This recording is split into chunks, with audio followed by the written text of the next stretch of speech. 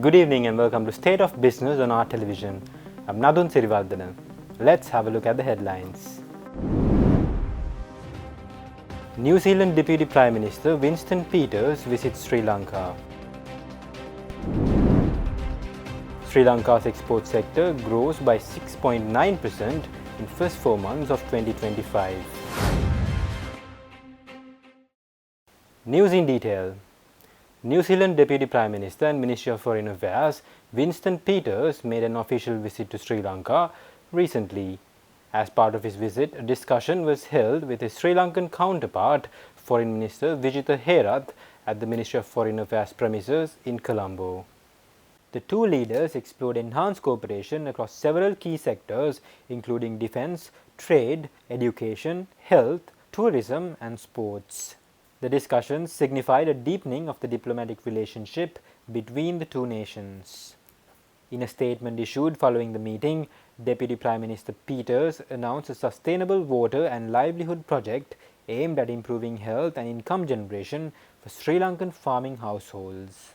Reaffirming New Zealand's continued support in areas such as immigration, customs, policing and defence, Peters welcomed Sri Lanka's application to join the Regional Comprehensive Economic Partnership. Foreign Minister Herath emphasised the importance of the visit, calling it the highest level engagement by a New Zealand official since the establishment of a resident diplomatic mission in Colombo in 2021. We also explored expanding trade links, especially in high potential sectors such as dairy, processed food and fresh produce, and discussed improving market access for Sri Lankan products. The Sustainable Water and Livelihoods project, which will support farming households to improve their health and income generation. On security, we shared views on the increasingly challenging global environment and the interconnected challenges for development, trade and security in the Indo-Pacific region. New Zealand's Deputy Prime Minister Winston Peters also met with President Anurakumara Dissanayake at the Presidential Secretariat last night. During the meeting, Deputy Prime Minister Peters reaffirmed his country's commitment to strengthening ties with Sri Lanka. The Deputy Minister congratulated the President on his recent electoral victories and acknowledged Sri Lanka's progress in achieving political stability, economic recovery and social advancement.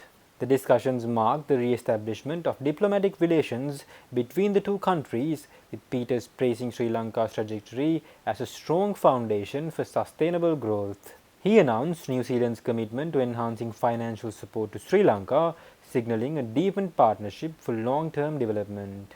President Dissanayake highlighted Sri Lanka's efforts in reconciliation and peace building as key components of his administration's vision.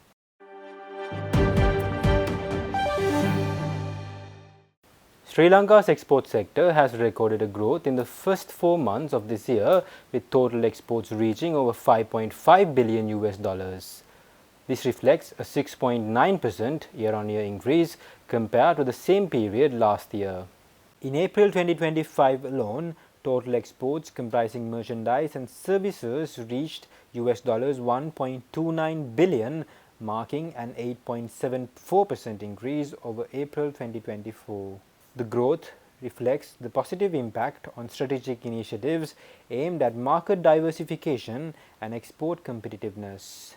According to provisional data from Sri Lanka Customs, merchandise exports in April surged by 12.05% year-on-year, totaling $983.33 million, which includes estimates for gem and jewelry and petroleum products. For the January to April 2025 period, merchandise exports reached $4.33 billion, reflecting a 6.86% increase from the previous year. Meanwhile, services exports have become a key pillar of export growth. In April 2025 alone, estimated earnings from services exports stood at $309 million. Over the next 4 months of the year, the sector recorded an estimate 7.06% growth, totaling $1.19 billion.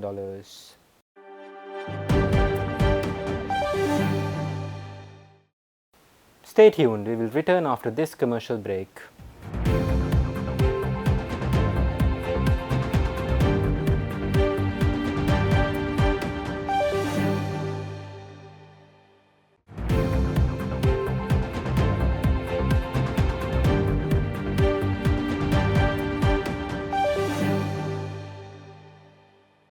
Welcome back. The national consumer prices continued their decline in April 2025, but at a slower pace than previous months as rising food prices partially offset the benefits of lower petrol costs. The National Consumer Price Index reported a 0.8% decrease in the inflation for April compared to a 1.9% decline in March. On a monthly basis, consumer prices increased by 0.2% in April after a 0.1% dip in March. The central bank indicated that the current deflationary period could end within the next 2 months, with inflation projected to reach the target of 5% by year end. Key factors included a 2.9% annual increase in food prices, driven by higher costs for vegetables, fresh fish, milk powder, and coconut oil, among others. The rise outpaced reductions in green chilies, fresh fruits, and onions. Non-food inflation declined by 3.7% year-on-year, slightly easing from March's 4.1% drop. Monthly non-food prices fell 0.1%, aided by petrol price cuts. Meanwhile, core inflation, excluding volatile items like food and energy, fell by 0.1% year-on-year, a slower decline than March's 0.6%.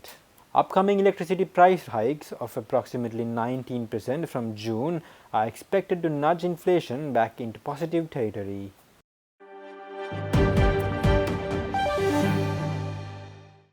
A high-level delegation from the Ministry of Mines of India visited Sri Lanka, aiming to explore strategic collaborations in mines and minerals sector recently. The delegation included senior representatives from India's leading public sector mining companies.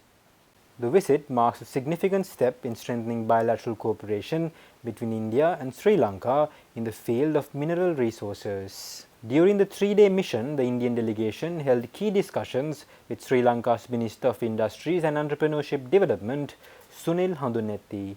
The purpose of the visit was to explore investment and joint collaboration opportunities, promote technical cooperation in advanced mining technologies, and discuss value addition initiatives in Sri Lanka's mineral sector. The discussions aim to enhance knowledge exchange and identify mutually beneficial projects. The visit builds on momentum generated by the meeting held recently in New Delhi between Indian Union Minister of State for Coal and Mines, Sri Satish Chandra Dubey, and Minister Handunetti.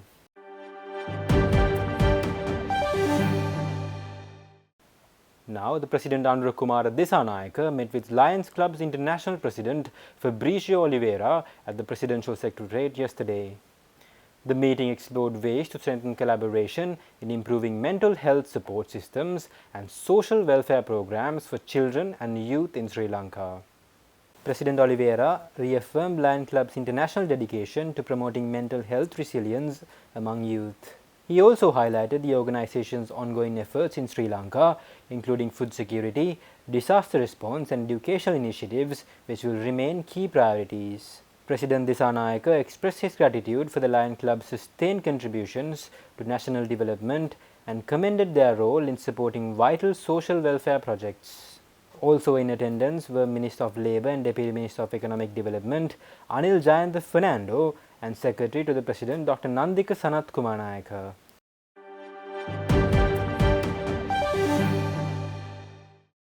Stay tuned for the stock update.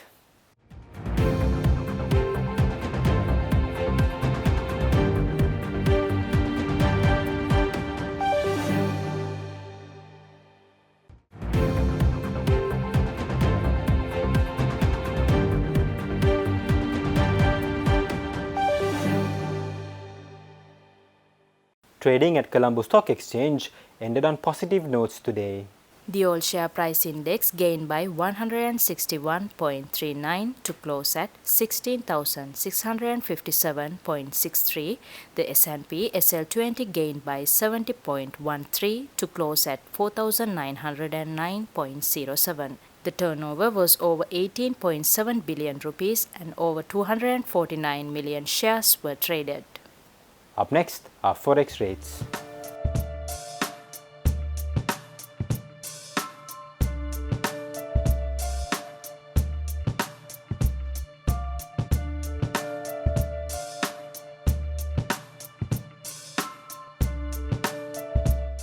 That's all our news for today. For this and more, subscribe to our channel on YouTube and follow us on Facebook.